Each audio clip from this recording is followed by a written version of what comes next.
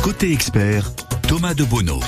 Thomas de Bonneau qui est avec nous. Salut Thomas. Salut Jean-Philippe. Alors, on va parler de quoi aujourd'hui? On va parler avec qui plutôt? Alors tu as vu que ce matin on a donc une invitée qui est Shaina Lebeau, auteur du livre Les animaux c'est messager au grand cœur et spécialiste également en communication avec les animaux.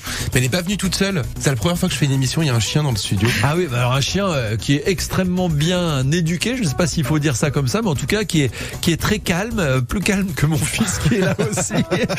Voilà, on va parler avec les animaux, on va apprendre à communiquer avec les animaux. Alors moi je suis convaincu notamment par la ronron-thérapie, mais il y a beaucoup plus que ça, c'est vrai, l'interaction avec les animaux, je suis sûr que chez vous ça vous parle et vous allez adorer le découvrir encore plus. Nous on se retrouve demain à 6h Thomas. Belle journée à toi. Merci, miaou à tous. À demain. 9h30, 10h, côté expert, Thomas de Bonneau. Et il y a quelques jours, la Fondation 30 millions d'amis sortait son grand classement annuel des villes où il fait bon vivre avec son chien. Et cette année, Nice se classe deuxième. Alors plusieurs critères sont définis pour établir ce classement, dans l'accessibilité, la propreté, l'engagement politique et la sensibilisation qui regroupe information et éducation. Alors comment éduquer son compagnon à quatre pattes? Peut-on mieux le comprendre? Est-ce possible de communiquer de façon plus complexe avec son animal? Des questions auxquelles va répondre ce matin Shaina Lebeau, auteur du livre Les animaux, c'est messager au grand cœur et spécialiste en communication animale. Madame Lebeau, bonjour. Bonjour. Alors, je disais à votre chien qui est dans les studios, il est tellement sage, il est très gros, mais très sage. Oui, il est très sage parce que forcément, on l'écoute au quotidien et tous les jours, il exprime ses besoins et puis nous, on met en place ce qu'il souhaite pour lui et pour nous. Je trouve ça génial. C'est la base. On va commencer avec une question de Lilane Menton qui nous a appelé au 04 93 82 03 04. C'est Marie-Chantal qui vous accueille au standard. Elle attend vos questions. Vous pouvez d'ores et déjà l'appeler. Lila qui souhaiterait savoir comment établir une communication avec un chat errant qui vient régulièrement manger sur son balcon. Ok. Alors, pour établir une communication avec un animal, la première chose à faire, c'est fermer les yeux et surtout ne pas se baser en décrivant ce que l'on voit avec ses yeux, parce que sinon c'est une interprétation. Donc, le principe de la communication animale en profondeur, pour savoir vraiment ce que dit l'animal sans l'interpréter, ça passe par la télépathie. La télépathie ne nécessite absolument pas de mettre un casque sur la tête, etc. Très rapidement, je vous explique ce qu'est la télépathie. C'est la transmission de pensée. Le cerveau humain émet des ondes cérébrales qui sont différentes en fonction de ce qu'on est en train de faire. Les animaux, eux, émettent des ondes cérébrales qui sont toujours entre 7 à 13 Hz. Ce qui correspond chez l'être humain à un mode de relaxation légère. On se met sur la même onde, comme une onde radio.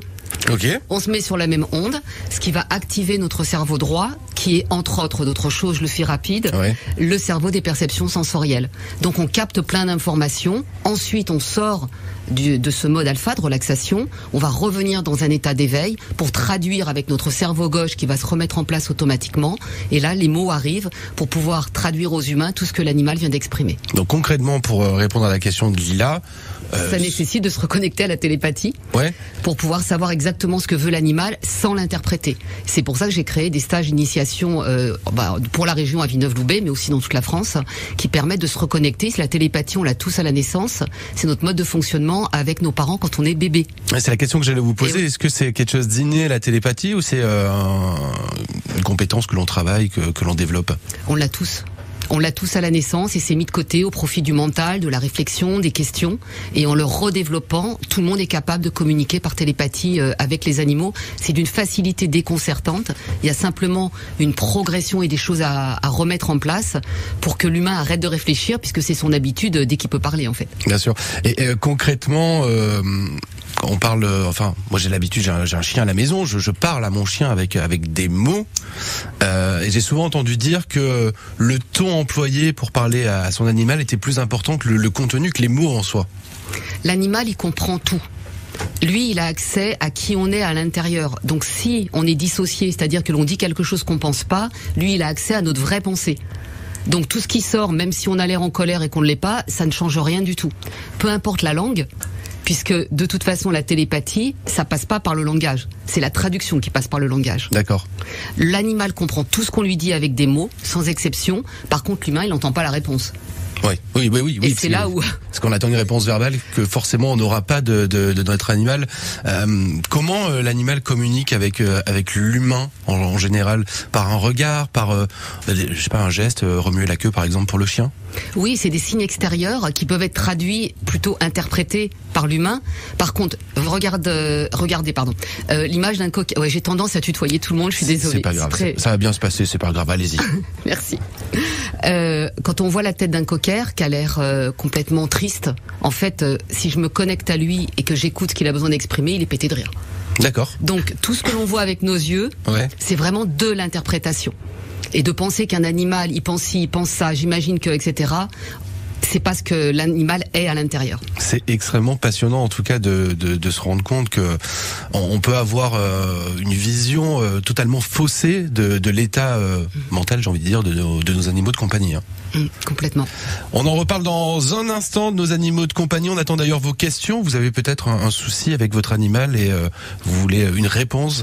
Shaina Lobo vous la donnera. 04 93 82 03 04. Mais avant, voici le dernier Jane. Ça s'appelle The Fool et c'est déjà sur France Bleu Azur. 9h30, 10h. Côté expert. Côté expert ce matin avec Shaina Lebeau, auteur du livre Les animaux, c'est messager au grand cœur et surtout spécialiste en communication, en télépathie avec les animaux. Et on a justement Monique ce matin qui, elle, fait de la télépathie avec son chat. Monique de Nice, bonjour. Oui, bonjour France Bleu. Voilà, j'ai vécu une expérience assez extraordinaire. Il y a quelques années, j'avais adopté un chat des rues qui était aveugle. Et puis ça fait quelques mois qu'on habitait ensemble. Et à un moment donné, je ne le trouvais plus. Donc je l'ai cherché partout. Et puis tout d'un coup, je me suis dit à la cave. Pourquoi la cave? Alors là, en tout cas, je suis descendue. Quand je suis arrivée, j'ai ouvert la porte de la cave, le chat arrivait vers moi. C'est quelque chose, mais quand j'y pense, ça me fait vraiment drôle parce que il y a vraiment eu une connexion entre nous à ce moment-là. On voit bien avec l'exemple de Monique, être connecté à un animal, c'est totalement possible. Même un animal qu'on n'a pas vu naître, enfin tout du moins qu'on n'a pas eu depuis tout petit. Oui, ça change rien du tout. Bonjour Monique. Oui, bonjour. C'est extraordinaire cette expérience. Et si on souhaite aller un petit peu plus loin, l'animal est revenu. Et ce qui serait intéressant après, c'est de lui demander pourquoi est-ce que tu as été à la cave, qu'est-ce qui s'est joué pour toi, est-ce que tu as un autre message pour Monique ou une autre personne du foyer, s'il y a d'autres humains, etc. etc. En fait, communiquer avec les animaux, avant tout, c'est d'écouter ce que eux ils ont besoin d'exprimer. Et lors d'une séance, la première partie, une séance avec un animal, ça dure 1h30, 2h, Monique. Et la première partie, ça va être toujours d'écouter tout ce que l'animal a besoin d'exprimer spontanément. Et cette partie, elle peut durer 3/4 d'heure, 1 heure. Après, ça va être de traduire aux humains tout ce que l'animal vient de dire. Et dans une troisième partie, tous les humains du foyer vont pouvoir poser leurs questions à l'animal et passer des messages. Et à chaque fois, le but, c'est d'écouter les réponses aussi de l'animal. Donc là, moi, ce que vous avez vécu, je trouve ça génial parce que vous savez que ça fonctionne. Vous avez fait de la télépathie de façon involontaire. Maintenant, vous n'avez plus qu'à le faire de façon volontaire. Il y a aussi une autre chose, toujours avec le même chat. Je rentrais du travail, il m'attendait dans le salon, je l'ai pris dans les bras et il est mort dans mes bras. Wow. Ouais, il y a des sacrées expériences. Ouais. Et toujours avec le même chat, c'est incroyable. Mais pourtant, je l'ai pas connu longtemps. On s'est peut-être connu de 3 ans, un truc comme ça. Vous savez, la connexion avec les animaux, elle a lieu bien avant qu'on soit en relation même avec l'animal physiquement. Et ce qui va encore plus loin, c'est qu'ils peuvent nous parler de choses que l'on a vécues nous, avant même qu'ils soient présents dans notre famille. Ils ont accès à toutes les informations qui nous sont inhérentes, quoi. Merci Monique pour votre témoignage. Et ça m'emmène à poser une question à Madame Lebeau. Est-ce qu'on peut être connecté avec tous les animaux ou est-ce que comme avec les humains, il y a un animal avec qui ça passe mieux qu'avec un autre, par exemple? Tous les animaux sont ravis qu'on les écoute. Ils sont toujours au taquet dès qu'on se connecte à eux. Je n'ai jamais eu, au bout de milliers de communications, un seul animal qui m'a dit non, je parlerai pas avec toi. Par contre, ça veut pas dire qu'on peut faire n'importe quoi.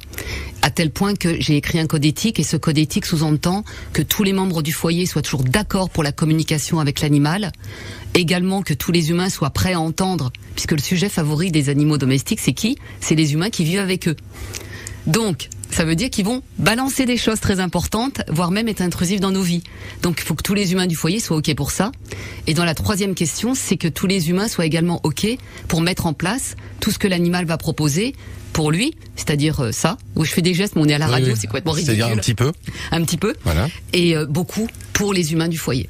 On peut vous parler de... Vous venez de me dire, le chien, pour le coup, ou le chat, peut balancer quelque chose sur notre vie privée. On est vraiment au point de communiquer avec, de façon aussi complexe avec son animal. Il peut dire, je sais pas moi, allez, exemple extrême, il y a la maîtresse de mon mari qui est venue hier le dire à sa femme. C'est possible. D'accord. Oui, c'est même une des choses qu'il va dire sans aucun complexe. Après, à moi en tant que professionnel en communication animale de le traduire d'une certaine manière pour que ce soit pas violent pour qui que ce soit. Ça fait partie du métier de communicateur animalier, c'est d'accompagner aussi les êtres humains. Ah, donc il faut faire attention à son chien, en gros, c'est ça que vous nous dites. Hein. C'est-à-dire qu'à tout moment, il peut nous balancer le chien. Ah. Tout du moins à quelqu'un qui comprend après ce chien, parce qu'il faut pouvoir le comprendre. Oui. Et c'est là toute la difficulté, parce que eux, a priori, nous comprennent très facilement, sans faire aucun effort. Nous, par contre, c'est un petit peu plus dur. Alors, ils nous comprennent. Par contre, ils ont souvent du mal à faire le tri dans l'imbroglio de nos pensées, puisqu'on a beaucoup de choses en tête en permanence. Et eux, ils disent, oh là là, mais en gros, tu veux quoi ? Et donc là, en se communiquant par télépathie, qui permet d'être très clair, la télépathie, puisque il n'y a pas le mental qui est présent. On est connecté, et avec l'animal, pas connecté à autre chose. Ouais. Donc on est connecté à l'animal, on peut pas se couper la parole, on s'écoute, et c'est hyper clair en fait. On va développer dans un instant comment peut-être faire les premiers pas de télépathie avec son animal à domicile, là, pendant que vous nous écoutez. Si vous avez des questions à poser, comme Monique, vous nous appelez au 04 93 82 03 04. Pendant ce temps-là, un duo que j'aime beaucoup. Il s'appelle M et Vanessa Paradis. Alors j'aurais préféré qu'ils chantent le paillon, mais bon, ils ont choisi la scène. 10h, côté expert, Thomas de Bonneau. Côté expert ce matin en compagnie de Shaina Lebeau, alors spécialiste en communication avec les animaux par télépathie et auteur également du livre Les animaux, c'est messagers au grand cœur. Et on accueille ce matin Chantal de Nice. Chantal qui a une complicité particulière avec son chien. Bonjour Chantal. Oui, bonjour. Voilà, moi je vais pas vous prendre l'antenne longtemps. Je sais qu'il y a beaucoup de personnes qui appellent. J'avais un labri il y a quelques années qui nous a quittés, bien sûr, que j'ai jamais voulu remplacer. J'ai eu des chiens. Mais celle-ci, c'était quelque chose de vraiment particulier. Il y avait quelque chose de céleste avec cet animal. C'est une bête qui avait des problèmes d'épilepsie. Mais avant qu'elle ait une crise, elle s'asseyait devant moi. Elle restait fixe comme ça. Elle me regardait, c'est bien qu'elle m'angoissait. Et après, elle avait une crise. Bon, donc tout ça après, les vétérinaires, on l'a soigné et tout. Mais ce qui m'a beaucoup interpellée, elle a eu beaucoup de choses comme ça qui étaient vraiment particulières. Et elle avait quelque chose de très humain. Et donc, ce qui m'a interpellée, c'est qu'il y a plusieurs années, mon mari donc a eu un contrôle fiscal. Et il a fallu régler une somme importante que nous ne pouvions pas régler. Donc, et on aurait dit que elle est partie à ce moment-là, car j'ai proposé aux impôts. C'était un contrôle fiscal qui avait été sur une dénonciation. Ils lui avaient rendu de l'argent, 10 000 euros pour tout vous dire. Ils lui ont rendu les 10 000 euros, mais finalement ils se sont trompés, ils les ont repris. Ce à quoi on ne s'y attendait pas, bien entendu. Et mon mari avait acheté donc une voiture, on en avait besoin. Pour cette somme-là, il a rajouté un petit peu, etc. Voilà. Alors cet animal, on aurait dit qu'elle est partie. Parce que moi j'ai proposé aux impôts, j'ai dit écoutez, moi mon animal, j'ai pas dit ça comme ça, j'ai dit mais je savais que je dépensais quelque chose comme 200 euros par mois pour elle. Entre les médicaments, les croquettes, enfin tout ce qui va autour. Et vous pensez qu'elle a ressenti votre difficulté et que... Ah oui, écoutez, elle est partie j'ai pu payer pendant 5 ans cette somme parce qu'elle est partie à ce moment-là, oui. Est-ce que c'est possible, vous pensez, Madame Lebeau, que le chien ressente les difficultés financières de son maître ? Bonjour Chantal. En fait, les animaux ressentent nos pensées, nos états d'âme, ils ressentent tout ce que l'on vit et ils ont accès à toutes les informations. Et effectivement, tous les animaux de compagnie qui sont dans un foyer sont là pour accompagner et aider les humains. Donc ils peuvent trouver des solutions même à votre insu. Donc là vous en êtes rendu compte par contre, pardon, je vais y arriver. Mais oui, c'est tout à fait probable. Ça va beaucoup plus loin que ça, Chantal. Ouais. Effectivement, donc Chantal a eu un contact avec son chien sans forcément faire une démarche de télépathie. Si on veut commencer à communiquer par télépathie avec son chien à la maison, quels exercices on peut mettre en place au quotidien pour vraiment commencer les premiers pas à faire? Alors d'abord, je vais vous dire en gros les premiers pas. Par contre, ça nécessite pour tous les êtres humains d'être accompagnés, parce que sinon il y a de l'interprétation et le mental humain il est tellement fort, tellement présent que si on n'apprend pas à l'apprivoiser, c'est la première chose à faire, c'est apprivoiser son mental pour le mettre de côté tout le temps où on communique avec l'animal. Ensuite, l'idée, c'est de savoir comment est-ce qu'on reçoit les informations par télépathie. Parce qu'il y a des humains qui vont recevoir des images, d'autres qui vont avoir des sons, d'autres des sensations physiques, d'autres des ressentis.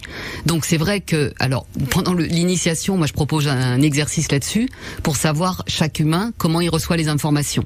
Deuxième chose, au niveau des émotions. L'animal, il a toutes les émotions comme nous, mais encore faut-il qu'on sache quand il nous l'envoie comment nous on va l'apercevoir. Donc c'est pareil. Alors tout ça de le faire tout seul, moi je veux bien, mais c'est quand même pas très évident. Bien sûr. Donc ça fait partie de la deuxième chose. Ensuite, petit à petit, tous les humains vont recevoir des informations, mais ils savent pas quoi en faire. Donc apprendre également à creuser pour avoir la réalité de l'information. Je vous donne un exemple. L'animal, il peut envoyer une image à l'humain qui va être par exemple une image.